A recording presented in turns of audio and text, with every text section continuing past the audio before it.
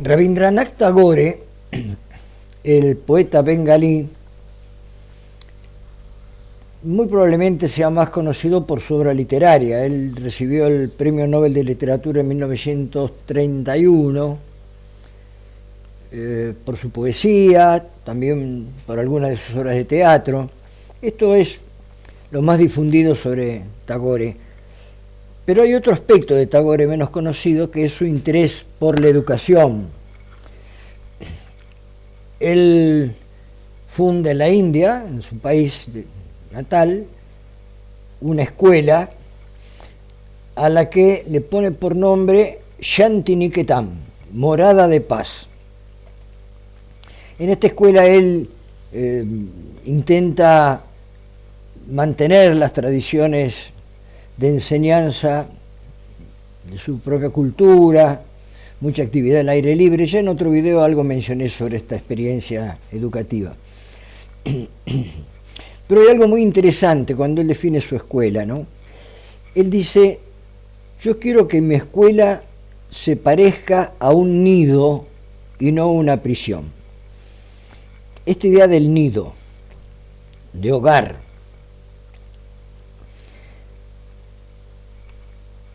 no hace falta demasiada explicación. Cualquiera que haya visto alguno de estos videos se da cuenta que, bueno, mi exposición, mi conversación no es erudita, no pretende serlo.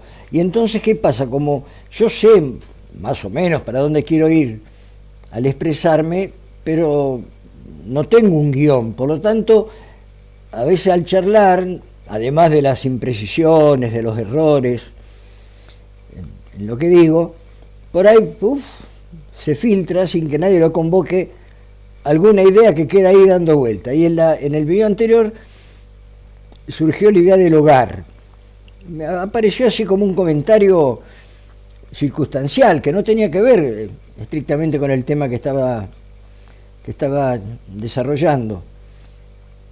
Y hice mención de que en algún momento en nuestra cultura popular se decía que la escuela era un segundo hogar.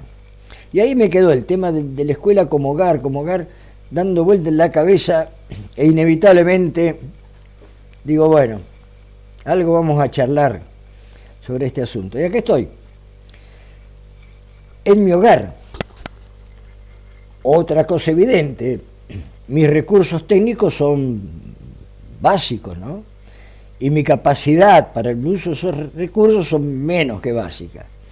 De hecho, como decía una canción de los Beatles, con una pequeña ayuda de mis amigos y algún familiar, bueno, he ido más o menos mejorando algunas cosas. Incorporé este aparatito, que parece una nave espacial, para mejorar un poco el volumen, qué sé yo, bueno, la comunicación. También me explicaron que podía limpiar con un algodoncito y un poquito de alcohol la cámara, porque en los primeros videos salía todo oscuro, mucho más oscuro. Bueno, pero esto es un poco el sentido también de estas charlas. Estoy en mi casa, en mi hogar. Por eso, ¿qué pasa? Más de una vez Catalina, mi perra, se pone a ladrar, tengo que pausar el video, o aparece alguno de los gatos que demanda atención. Esto es lo doméstico. Y hoy el tema es eso: la escuela como segundo hogar, parecida a un nido, como dice Tagore.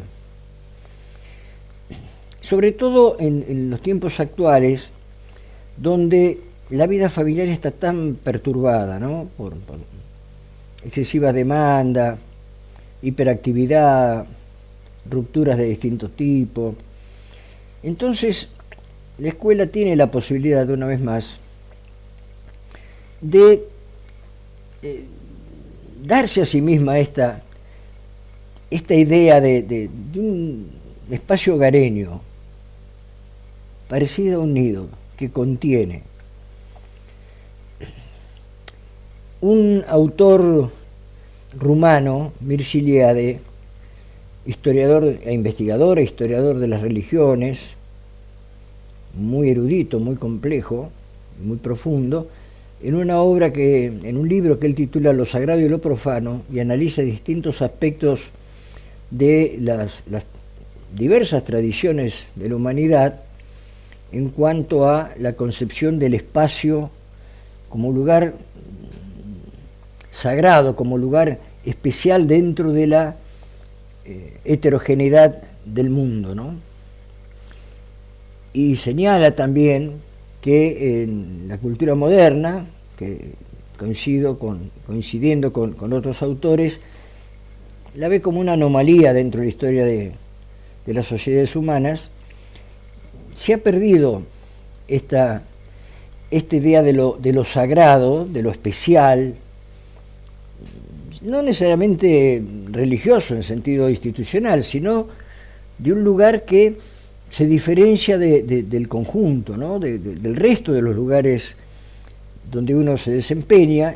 Este refugio, este lugar específicamente y especialmente dedicado a la vida familiar, en la modernidad se ha perdido y ha sido sustituido por un sentido más práctico, más pragmático, diré yo. Esto lo agrego yo, no lo dice Mircea Eliade, pero yo creo que es una de las consecuencias de la filosofía del pragmatismo, que ha asimilado, ya también lo he dicho otras veces, lo práctico a lo verdadero.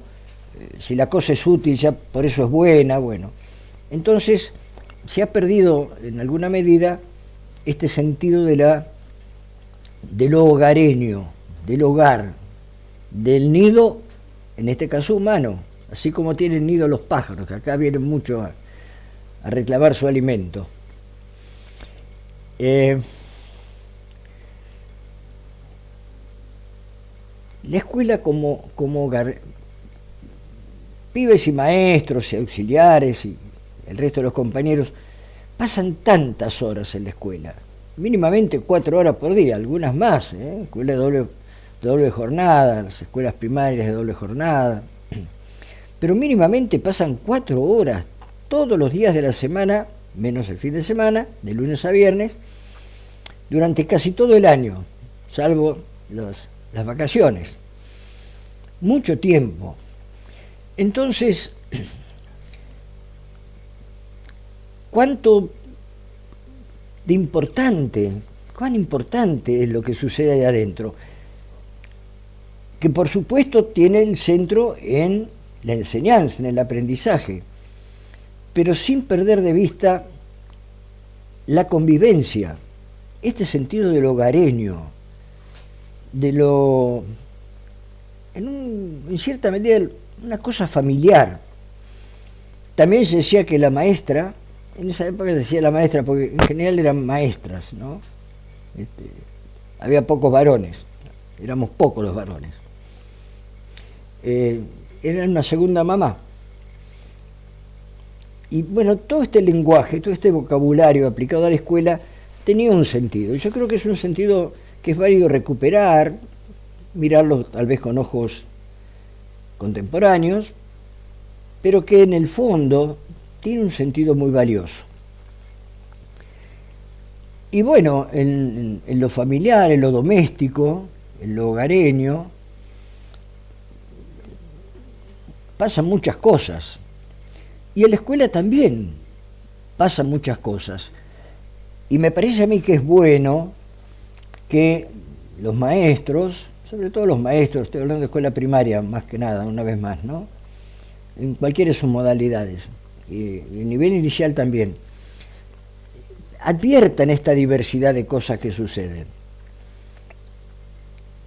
En lo específico del aprendizaje, por supuesto, centro de la actividad escolar, pero hay cosas que suceden más allá de la clase propiamente dicha, en los recreos, en estos espacios más distendidos. Con las disculpas del caso me voy a permitir hacer referencia a 2 situaciones que personalmente viví como maestro, que a mí no me gusta, pero a veces me parece que, sin tener ninguna pretensión de nada, pero sí que con el valor de lo vivido, la autenticidad de lo vivido, pueden orientar en alguna dirección. En el año 1970 y pico, creo 1978, yo trabajaba como maestro primario, de primaria, en una escuela de la ciudad de Buenos Aires, que particularmente dependía de la municipalidad, no de la nación, como era el resto de las escuelas de esa época. Esta era un grupo de escuelas, 9 o 10 escuelas que dependían de la municipalidad. Yo trabajaba de maestro en esa escuela. En una ocasión, fíjense qué años, ¿no? Los años de plomo difíciles, que atravesaba todo eso, ¿no? El sentido de la autoridad, del autoritarismo, del control. Llega una inspectora, que en esa época lo que hoy se llaman supervisores eran inspectores, llega una inspectora y en un recreo me encuentra a mí jugando a la bolita con mis alumnos. Estaba yo en el piso, ping, ping, jugando a la bolita. No solamente me llama la atención, sino que me pone una nota en el cuaderno de actuación desacreditándome, cuestionándome cómo esta autoridad, que debe ser el maestro, está jugando a la bolita con sus alumnos. Yo jugaba a la bolita y a la pelota y a cualquier cosa que se presentara, la figurita, lo que sea. Esto es una referencia personal.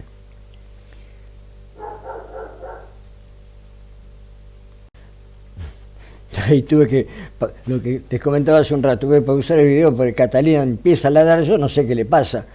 Pasa una mosca y ladra, y no quiere entrar y sigue ladrando. Bueno, perdonen.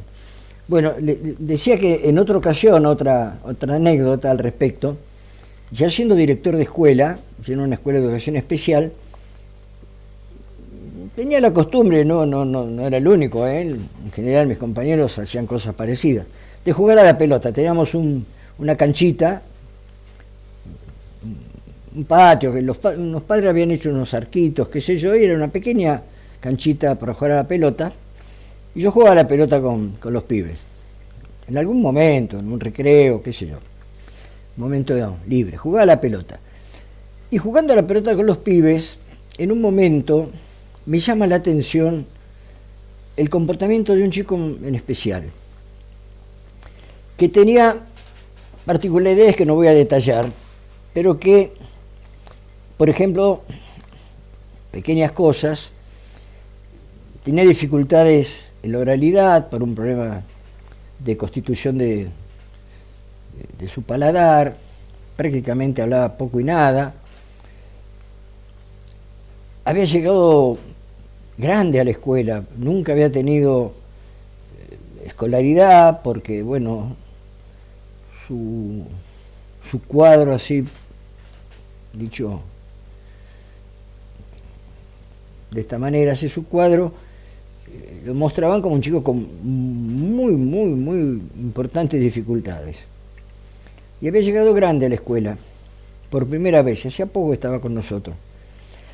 Pero a mí me llamó la atención algo, jugando a la pelota con él. Él tenía también problemas de movilidad,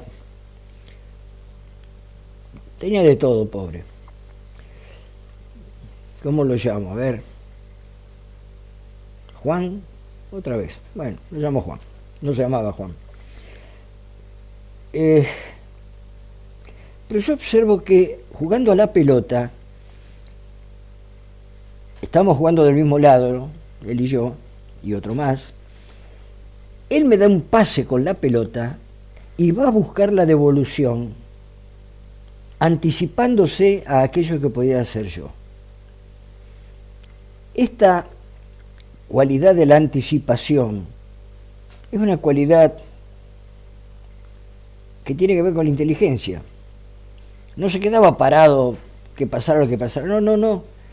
Él anticipaba la siguiente jugada.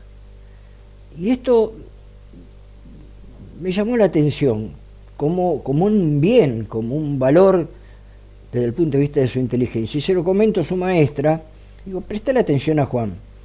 Fíjate. Y después empezaron a aparecer otras capacidades que tenía Juan. Él también tenía un problema en sus manos, tenía una malformación, pero de repente la maestra observa que tenía con estas manos, no las quiero describir porque no viene al caso, él podía enhebrar una aguja con mucha precisión.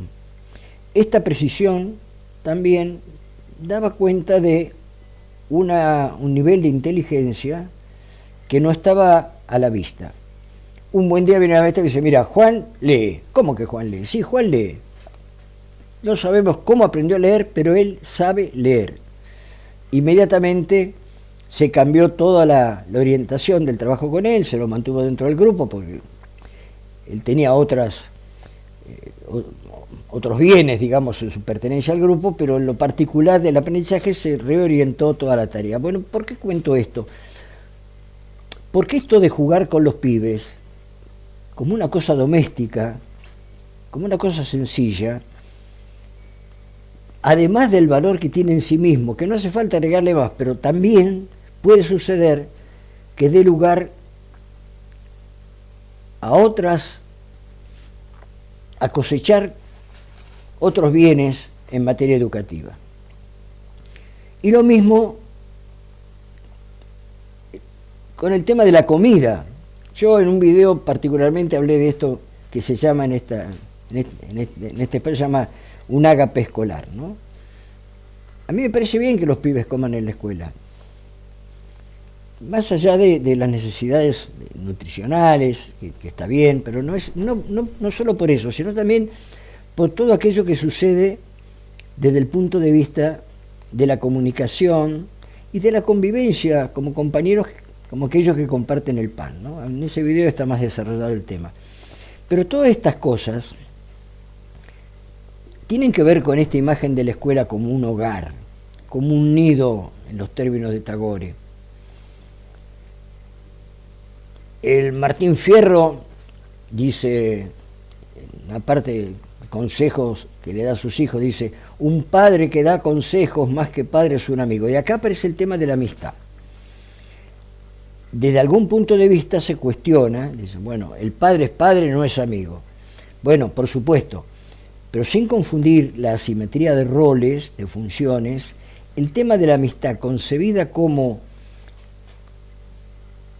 ese nivel de confianza, de comunicación, de defensa incluso. Un amigo es uno que te defiende, que te cuida la espalda, que te advierte de los peligros, que te da ánimo cuando estás desanimado.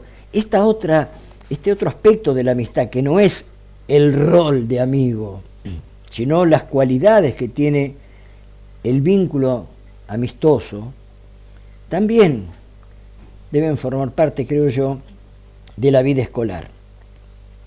Que el maestro sea visto por sus alumnos como un amigo, sin perder la simetría de funciones, de roles. El maestro seguirá siendo maestro y el alumno seguirá siendo alumno, pero en un vínculo homologable a la amistad, que tenga las cualidades de lo amistoso, de lo amigable, de esa cercanía, de esa confianza. Todo esto, en alguna medida, creo yo, son señalamientos en aquella dirección de recuperar la sacralidad de la escuela como espacio de hogar, que contiene, que enseña, que acompaña, que sostiene. Antes se veía mucho, yo hace mucho que por suerte no entro en una escuela, ya mis hijos van ellos como docentes, ¿no? Pero antes era común ver en los recreos la maestra paseando por el patio colgada de sus brazos a las pibas, ¿no? El maestro jugando a la pelota con los pibes o a lo que fuere, ¿no? Y esto es tan grato y tan difícil hoy bajo las circunstancias que se viven, ¿no? De todo tipo. Ojalá, siempre vuelvo al mismo término, ¿no? Ojalá, inshallah, sería en árabe. Dios permita que sea así. la educación, la docencia, tenga esta mirada a lo Tagore, la escuela como un hogar, la escuela como un nido. Ojalá. Un abrazo. Chao.